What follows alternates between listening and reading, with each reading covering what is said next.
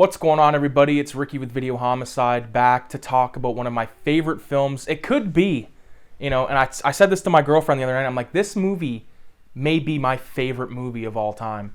And the movie is from 1976, directed by Martin Scorsese, written by Paul Schrader. Taxi Driver. Holy fuck, what a great film. I think it goes without saying that cinematically, story-wise, acting-wise, like, it is so powerful. Such a powerful movie with lots of overtones of different things. I think that the movie goes through its three phases, where Travis has three different haircuts. So, like, the beginning of the film, I feel like he's a guy that's just trying to be, like he says in the film, he wants to live a life and be a person like normal people, or whatever it was. And when he's first goes to get the job at the taxi company, and he's being interviewed by Joe Spinell, the maniac himself, and he tries to like crack a joke, and he says, like, it's clean like my conscience, and it's quickly shut down, and then later on when he goes to the porno theater, the show and tell, and he's trying to be playful, trying to be nice to that lady, and it's shut down, and even like his interaction with Betsy, which is later shut down, you know what I mean? It's just a guy that just keeps getting fucked over, no matter how nice he tries to be, even and like he just gets more and more despicable in his own character, and more disgusted with his environment, New York City in the 70s, which is just fucking crazy. And before I forget, one of my favorite moments of the film is a single shot where it's like the camera's probably attached to the driver's side fender of the car, and it's looking up, so you kind of see all the signs and stuff on the right hand side of the street, and you see a movie theater marquee, and it says Texas Chainsaw Massacre. Like, two of my favorite films like are connected through that single shot, and I just love it. I think it's so great. I love the character of Travis Bickle. Hopefully you've seen this film. I assume you've seen this film at this point, because it's just, I'm going to spoil the fuck out of it. I'm going to talk about all kinds of crazy shit. But to talk about some of my favorite scenes of the movie, Easy Andy, like when Travis goes and buys the gun, which is prompted by his interaction with the one passenger that he picks up, who's played by Martin Scorsese, who was originally supposed to be played by someone else, but the guy bailed, or he was sick, whatever, couldn't show up, so Scorsese does the part, and does it fantastic. He does a fantastic job as this sort of like businessman that's, spying on his wife who's cheating on him, and like everything about it, like just the uneasiness of that cab ride. And when Travis, like, he puts the meter down, and he goes like, what are you doing? Why you put the meter down? Like, I didn't say put the meter down. Like, I'm paying for the ride, put the meter up.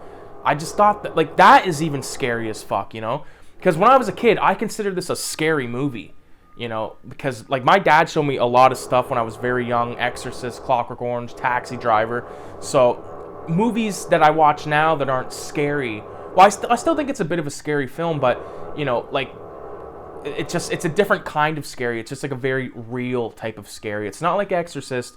It's like Taxi Driver, So the scene where he goes and buys the guns, I just think it's so fucking cool. Like, so goddamn cool. Easy Andy is played by a friend of Scorsese. I believe Scorsese did a documentary about that guy. I forget what his name was. I think it's something Steven something, or something Steven. But anyways, great job performance-wise by both De Niro and by the other guy. I love the whole interaction. Like, that's what I was getting at. So when that passenger, played by Scorsese, tells Travis Bickle, like, have you ever seen what a 44 Magnum does to a woman's face? You ever seen what a 44 Magnum does to a woman's pussy? So that's what puts the 44 Magnum thing in Travis's mind. So when he goes to buy the gun off Easy Andy, and he's like, you got a 44 Magnum? And I love how Andy just goes, it's an expensive weapon.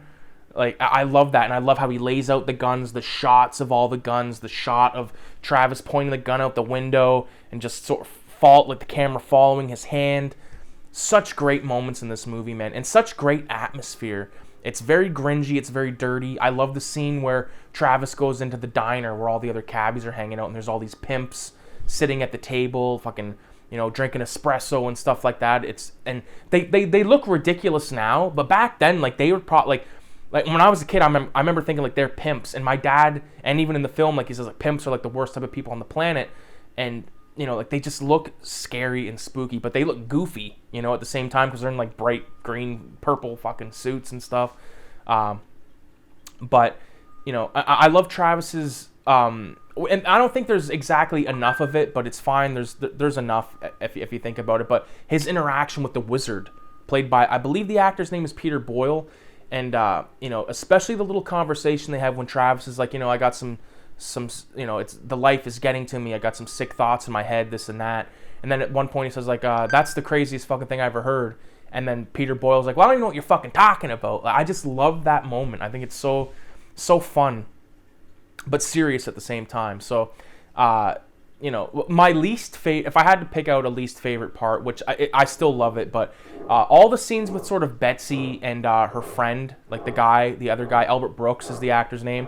That stuff, like it's fine and I accept it. But I remember when I was a kid thinking these are the scenes that I don't really like that much. And when he goes to lunch with Betsy and like I ordered a piece of pie with melted cheese. I remember when I was a kid thinking melted cheese on pie, and he's like, that's a classy thing. I'm like, fuck, that sounds grim to me, man. But it's whatever. I remember we talked about this movie in film school, and like people had opinions that I thought were bullshit, but opinions are like assholes and everyone has them. So you know, there's that scene where Travis is in the hallway talking on the phone, and it's a slider shot. And it moves over. It's really well done. Like, what can you say about the camera work in this film that hasn't already been said? It's spectacular, you know, and it's very, you know, like that mid-70s feel, that very, like, if you're gonna watch this movie, don't watch a beat up old VHS. Watch it on the most pristine element that you can find, Blu-ray or 4K, whatever it is, DVD even, because it looks so good. But I remember when I grew up on this film, it was on a tape, so it had that VHS quality to it, but it was still, you know, very cinematic and mesmerizing to me as a kid. So, you know, once the movie sort of gets rolling, he's got his guns and stuff, there's a scene where he goes into a bodega that's being held up and he shoots the guy, and then the owner of the store comes around, takes Travis's gun, and then beats the guy with like a fucking golf club or whatever it was. I thought that was really crazy. One of my favorite scenes. So like Easy Andy scene, the bodega scene, and then the end scene, which we'll get to. So when you take Travis Bickle at the point after he kills that guy, and after he's like you know, he has like his first interaction with Iris and Sport and all that, and then when he goes to Iris's, like when he goes to like hire her, like it's trying to make it look like he's ordering her as a prostitute, and like he goes up those stairs and there's that fat dude sitting there. And even if you've read the screenplay, I've been reading the screenplay by Paul Schrader over there, and like there's so much more to that. Like he sees that Travis has a gun, and he like takes Travis's gun, and he's like, "I'll give this back to you when you're done," kind of thing. Like if you come back, don't come back with the rod. He keeps calling the gun the rod. Like I would call a rod a cock, but you know what I mean. Really like that stuff. Like another scene, like the scene with Sport and Iris having their dance and stuff. I always thought that was a little interesting. But when that first interaction with Sport, when Travis goes up there and Iris is like trying to give him a blowjob and all that, it's just very uncomfortable, very unsettling, and she like doesn't see that it's wrong, you know. But Travis is so fixated, like he's so disgusted and in disbelief that she doesn't see the wrong in it, you know. And it's crazy to me. And like when the next day when he takes her to the diner and she puts all the jam on the toast and all that. Like, I don't buy that Sport would let her do that. You know, I feel like he's the kind of guy that would be like, all right, you're on the clock. You're on the clock. You know, you're not going to have lunch with some fucking cab driver.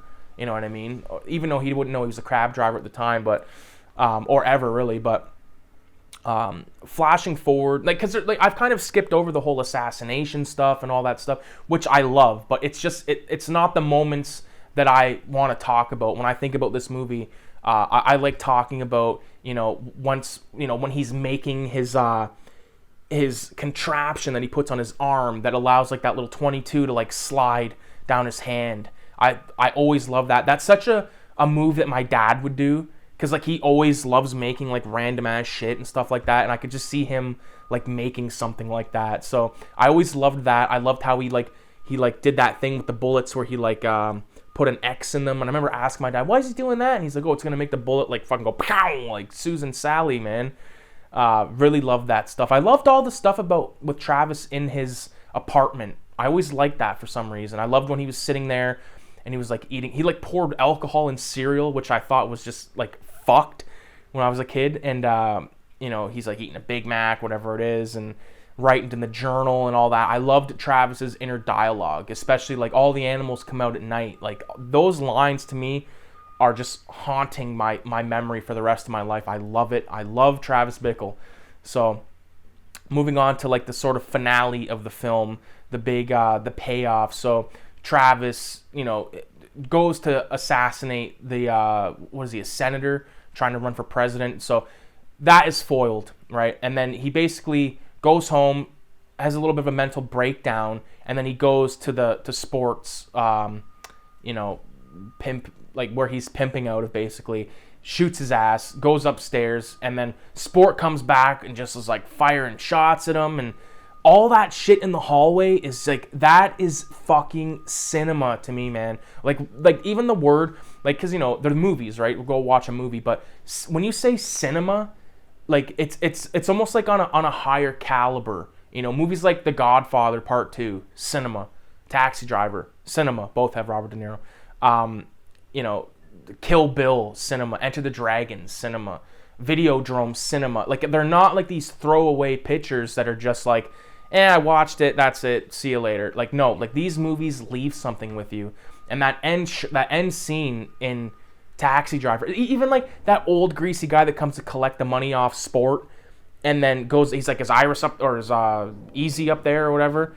And he's like, yeah. And like, you can only imagine, like, he's probably like going up there to like get a blowjob or like fuck this like little kid. Like, they all deserve to die. Even like that greasy fat guy, like when he gets his hand shot off, like all the effects there you're seeing are by Dick Smith, who did The Exorcist special effects. So like, there you go. This guy was all over fucking New York cinema back then. Although I believe Exorcist was based in Baltimore, I want to say. But anyways, great effects all the way around. I love, if you think about like just before the actual ending, where Travis has killed all the pimps, he's in the room, he ran out of bullets, can't kill himself, police come up, and then like the camera like leaves the room, goes past the cops, goes down the hallway, looks at the guns and all that, finally gets out front of the building and just like tapers off. And I like again, that is cinema to me, man. And I just think that if you are looking to get into the hobby, or like the lifestyle of being like a cinephile, or just like a cinema addict, really, you got to be checking out Taxi Driver. And I think nowadays that like Taxi Driver could be misconstrued as like a very whatever. Like even Tarantino said in a movie, he's like, the movie's not racist, it's a movie about a racist. And like, is Travis Bickle really racist in the film? I mean, like, he says racist words, but does that make him a racist? I don't know. It's up to the audience's perception, man. But I love how it actually ends with Travis. It's in Travis's apartment. You see all the newspaper cutouts, and it's being overlaid by the letter from Iris's father, and then finally, like, they're out, like Travis, the Wizard, Charlie T, all those guys are out front of Doughboy, the other guy, out front of the diner.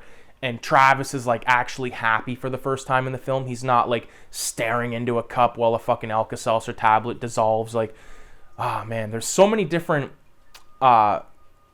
moods and stages of Travis in the film, that when you finally get to see him happy at the end of the movie, he drops off, like Betsy gets in his cab, and they have a little bit of a dialogue there, but then she gets out, like he doesn't charge her, and I really loved all that. I thought it was just a fantastic ending to a great movie. And just the score, like, I haven't even fucking talked about the score, man, by Bernard Herrmann. Like, this guy is a fucking beast. The score in this film, saxophone, fucking just, oh man, so good, so good. That opening shot, or not the exact opening shot, but when Travis leaves the taxi company at the beginning of the film and he walks and there's like a bit of a dissolve and he gets closer, like that type of stuff is what I'm talking about, man. Like, make movies better now. Like, I don't know. I hope everybody enjoyed the video. I love talking about Taxi Driver. And I actually did a painting that you're looking at right now, and I really was inspired by the film. Like, that's the show and tell theater he goes at the beginning of the film, where he's sort of, you know, just basically tossed away by the girl, the clerk working the movie theater. And that supermarket is the front of the supermarket, that the bodega where the black guy is murdered. But I had a lot of fun painting that. So I appreciate everybody for watching the video. Be sure to leave a 666 in the comments. Check out the Filthy Ralph and Raise the Dead zine that I have. Go ahead, check out one of the earlier videos from the last couple weeks, and the links are there. So if you want to purchase one of those, definitely check that shit out. If you want me to talk about any other kind of movie, leave a comment in the description or in the video, and I'll try my best to get to it as soon as possible. So with that being said, adios. Have a great day, have a great week, have a great month, and a great year. Peace.